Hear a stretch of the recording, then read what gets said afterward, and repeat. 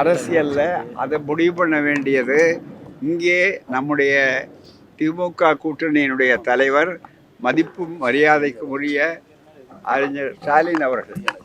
அதே மாதிரி அங்கு முடிவு பண்ண வேண்டியது அதனுடைய தலைமை, குறிப்பாக இளம் தலைவர் ராகுல் காந்தி உட்பட. அவர்கள் 2 பேரும் அதே போல மிக அளவிற்கு இருக்கக்கூடிய தெளிவாக இருக்கக்கூடிய அனைத்து இந்திய காங்கிரஸ் தலைவர் அவர்கள். ஆகவே சோனியா காந்தி போன்ற தலைவர்கள் முடிவு செய்ய வேண்டியது. எனவே மற்றவர்கள் பேசுவதற்கு வேண்டுமானால் ஊடகங்களுக்கு தீனியாக இருக்கலாமே தவிர மற்றபடி அதற்கு எந்த விதமான மதிப்பும் இருக்க முடியாது. ஆனால் வழக்கம் போல திமுக காங்கிரஸ் கூட்டணி என்பது நாளும் இந்த பிரச்சாரங்கள் சரிய மேலும் அது இறுகி கொண்டு பலமாக இருக்கும். சந்து பொந்துகள் அடைக்கப்படும்.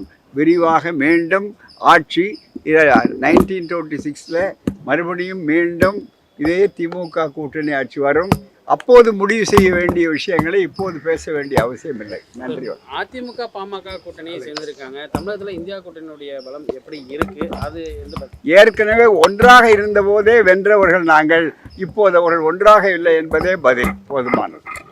செய்திகளை உடனுக்குடன் தெரிந்து கொள்ள கீழ்கண்ட கேபிள் மற்றும் டிடிஎச் நெட்வொர்க்குகளில் எம்நாடு செய்தி தொலைக்காட்சியை காணுங்கள்.